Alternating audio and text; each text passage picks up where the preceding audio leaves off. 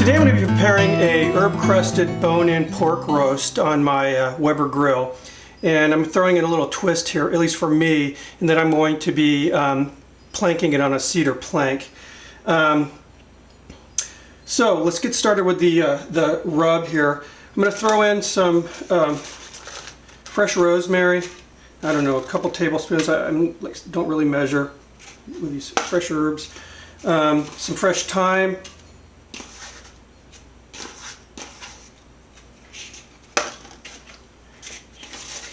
Fresh basil.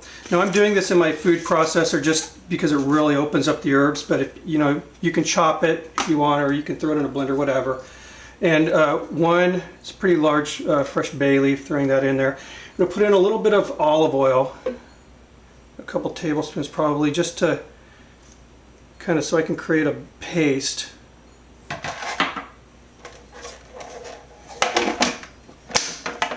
Get this going here.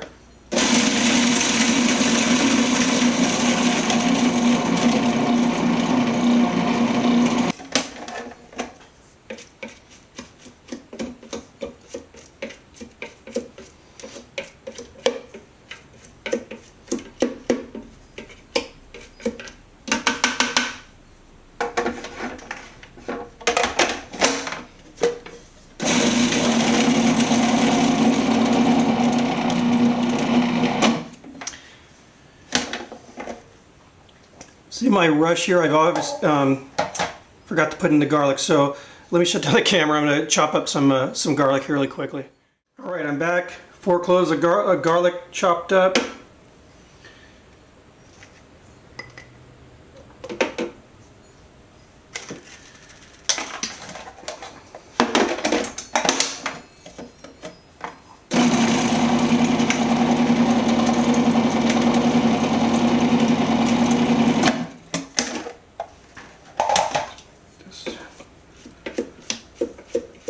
And really, the food processor is just to sort of get the herbs to start, bleeding in here. So a lot of this I can just kind of mix up with my fingers later.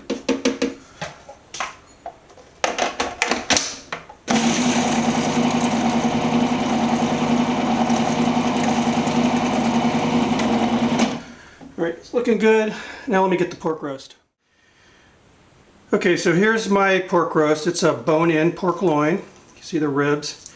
Basically these are baby back ribs here, and I went ahead and I peeled the membrane off just like I would if I was doing the ribs. And now I'm going to rub in the herbs that I've just kind of ground up.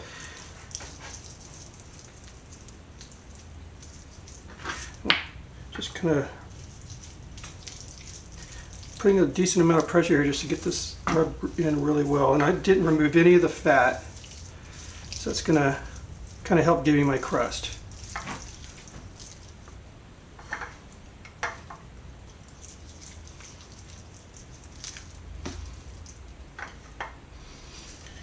Now I had the butcher crack the ribs with his bandsaw just to make it easier for me to cut, and as you can see, it's also cut into the meat here a little bit, so I'm going to get some herbs in there as well.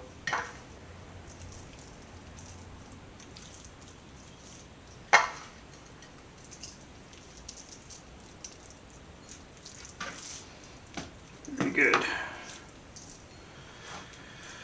Okay, what I'm going to do now is just carefully put this in a large, Ziploc plastic bag and let it kind of relax a little bit, and get my fire going. Before I get it on the Weber, I'm going to also sprinkle some coarsely ground sea salt and some, cracked black pepper on here.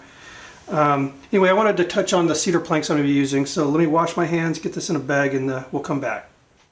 Okay, so here's the cedar planks that I'm using, and kind of wanted to give some acknowledgement to a fellow YouTuber. His name is Larry. He's got his YouTube channel is called Plank Grill Master, and he has a business. He's actually selling these cedar planks for cooking.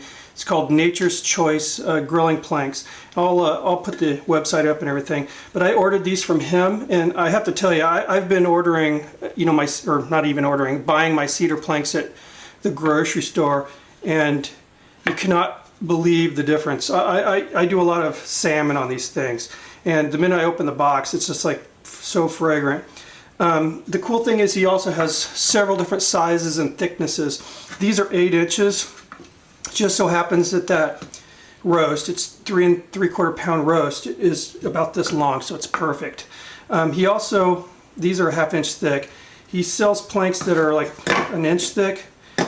In retrospect, I wish I probably would have ordered a couple of those, but I didn't. So what I'm going to do is just double up 2 planks.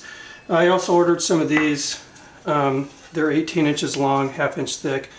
Perfect for, you know, like I said, I do a lot of salmon. Just a nice long salmon fillet on here, or steelhead, whatever. It's just, but I cannot say enough about these. Smooth on one side where the food goes, rough on the other side where, you know, it's going to be against the coals. It helps kind of helps the wood ignite and start smoldering a lot faster than the ones I was buying at the grocery store. They were smooth on both sides. So anyway, thanks Larry, and like I said, check out his website. It's pretty good. His channel too, I drew a lot of inspiration from his recipes that he's cooking. Anyway, let's get out to the grill. Alright, so my coals are done now. The final step as far as seasoning is just some coarsely ground sea salt. This is going to help it get a nice crust.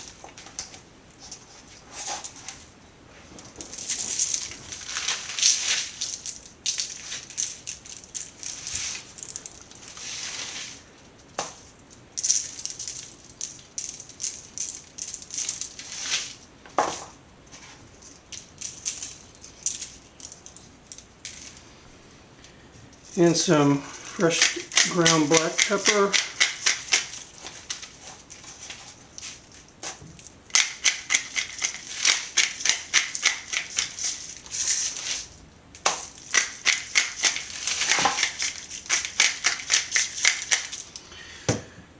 All right, let's get out to the grill now.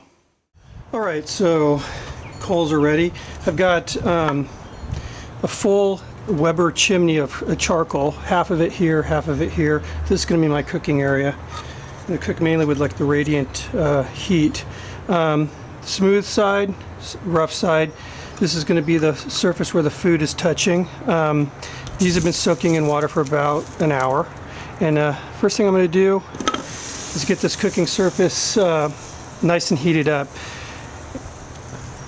Basically, I want to, you know, get the heat going, but I also want to cook out. These things are starting to smoke and starting to pop, which is telling me they're ready to go.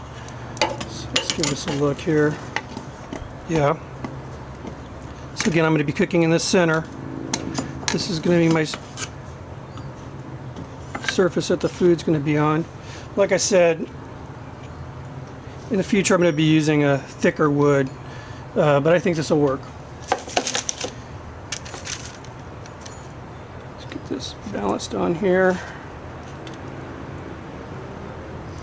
Right now the rest is easy. I'm just going to put the lid on and let it cook.